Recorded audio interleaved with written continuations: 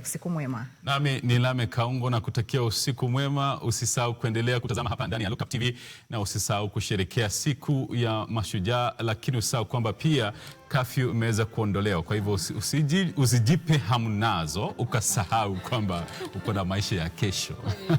Kweli. Mwangalifu mpenzi mtazamaji popote utakapoenda jioni hii. Usiku mwema. Usiku mwema.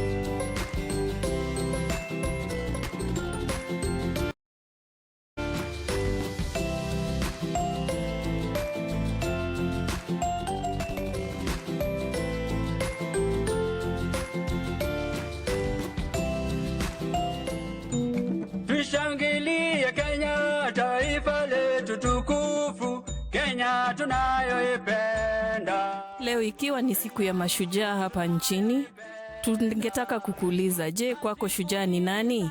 Tuliwaza hili swali na tukapatana na mmoja ambaye tulimchukua kama shujaa wetu, na hii ndiyo hadithi yake. I am Margaret Odhiambo. That's my sign name. I'm a lecturer here at Kise under the Department of the Deaf and Communication Difficulties. We continue with class. Tunyamaze. What made me to become a teacher? It's through my experience when I was growing up in deaf schools. Many times I saw how teachers were teaching the deaf people. Sometimes they didn't know how to communicate with these deaf young ones. So this one touched me and I felt the need of becoming a teacher. So when I finish my school, I'll become a teacher so that I can show the deaf children and work like hearing people. In the year 1986, from that time when I was deaf, I joined Nyangoma School for the Deaf. That is where I did my KCPE. When I finished, I joined Kuja School for the Deaf, where I learned from Form 1 to Form 4. I finished the year 1996. Then I didn't know what to do afterwards. Then my mom told me, we had big sisters and they made me to do tailoring. They told me to go to tailoring school, where I learned how to do the tailoring. I went there for 1 month.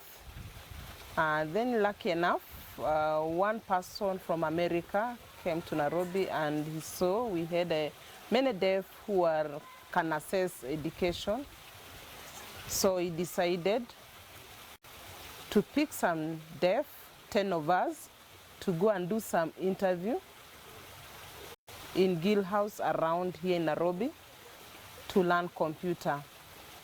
So I was part of this group. We were trained for 6 months. After that,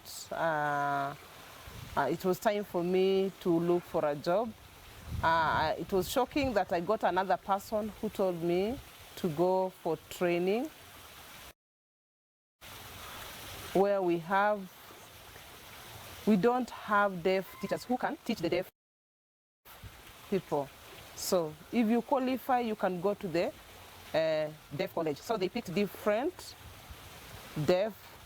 So I was one of them to go to Kamagambo Teachers Training College. I stayed there for 2 years and we had 10 deaf. I graduated from there. I joined Mumia School for the Deaf. I taught there. As I continued teaching there, I found that college life training did not prepare me enough to do the teaching there. So I applied for KISE training, but they could choose very few people. I was not successful. Then I did away with it. I applied to Kenyatta University. They accepted my application. I went there for 4 years for bachelor education, for degree in special needs education. I graduated in 2011. I continue working, but still I saw that what I got there was not good for me, for the deaf children. We had a lot of challenges on teaching the children, so I applied to Gallaudet University, where I was accepted, and I went there. I did my master's there for 3 years. When I finished there, I came back. I continued teaching the deaf children. Then later, I was employed here at KISE. Kuna umuhimu gani mzazi kupeleka mtoto wake shuleni ikiwa huu mtoto hana uwezo wa kusikia? Most of the parents who are hearing, maybe when they give birth to deaf children, they feel maybe the deaf child doesn't have a future and we cannot help him in the future. He's like useless, he cannot do anything. I want to advise you parents, the deaf people doesn't mean that they are useless. They are like any other kid. They are normal because their mind is intact. When you become deaf, it doesn't mean you cannot do anything. Look at me here, I'm deaf. I grew up as a deaf person, but I'm a lecturer here like any hearing person. I don't have any problem. So parents, please, you try to motivate and give your children motivation, the right education, the right support, the right care they need. And looking at them and seeing that they are useless is not good.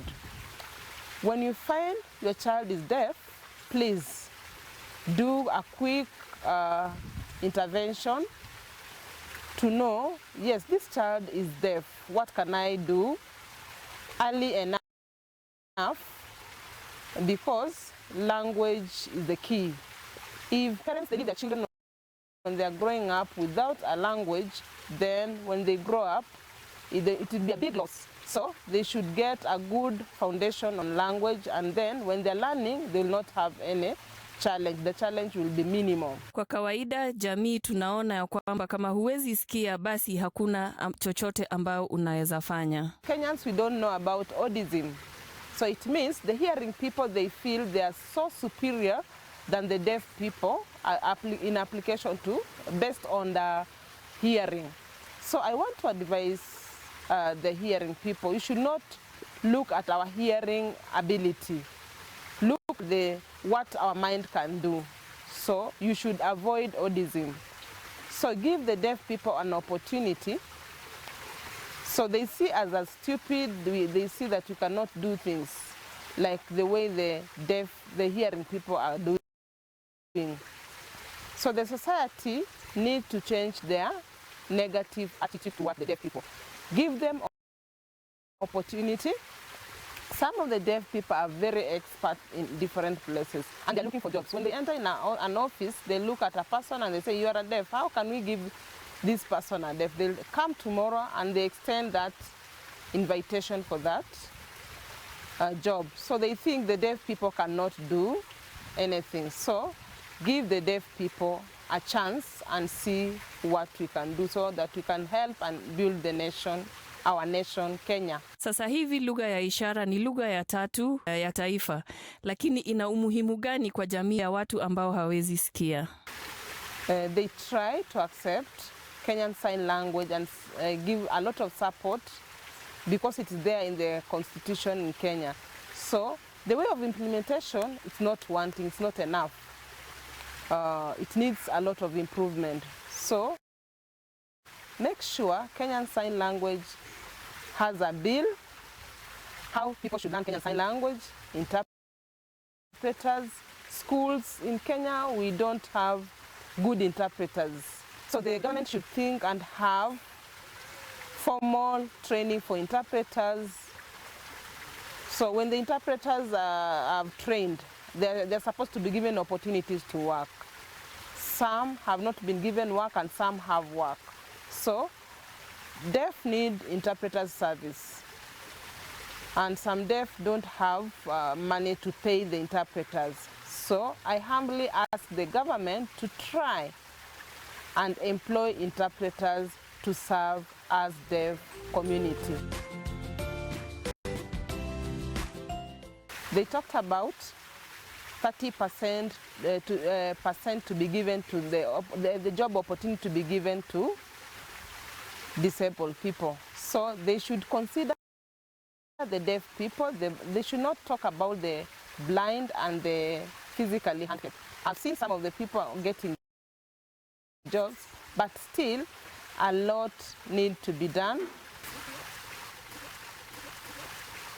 The curriculum for this system, for sure, it has a big challenge for the deaf children. Also, the teachers who are employed with the TSC to go and teach the deaf children, they are not fully trained, they are not fully prepared to teach the deaf children because their hands are not communicating. Maybe, for example, when a teacher who comes in a class, a hearing teacher, and gives oral and talk, and the deaf kid is not understanding. So they should use the mode of communication, which is sign language, because the deaf kid cannot hear.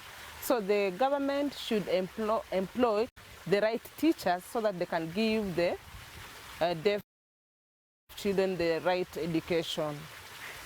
They must have done some interview and do some research on the teachers, the hearing and the deaf teachers before they get employed to the deaf school.